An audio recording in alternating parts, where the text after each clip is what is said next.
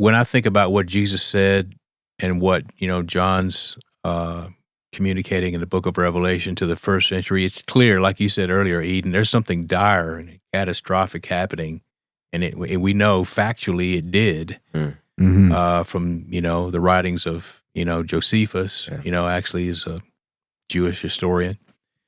And so we know that these things happen. So what this does for me is it puts a fear of God in me, because if God is not willing to spare his own covenant people and he'd let that happen to them because of their, behavior, their rejection of the Messiah. I mean, you're talking about, this is serious, dire stuff that, I mean, we can't even imagine the horror show that happened. It came on, Jerusalem for, during the siege of Jerusalem.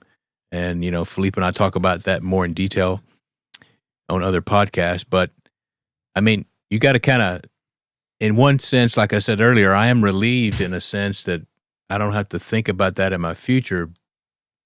But at the same time, I have to pause and think, wow, like the Bible says, behold the kindness and severity of God. God is kind, but he's pure and holy and righteous, and he has to do what's right, and he has to bring judgment. And that was epic judgment that came even on, his covenant people. And like you said, they totally misunderstood the scriptures. They totally were expecting some other kind of Messiah. Yeah. It did not fit what they had in mind, and then they rejected the real one that came, was right there in their face, and was confirmed with signs and wonders and being raised from the dead, and they still didn't believe.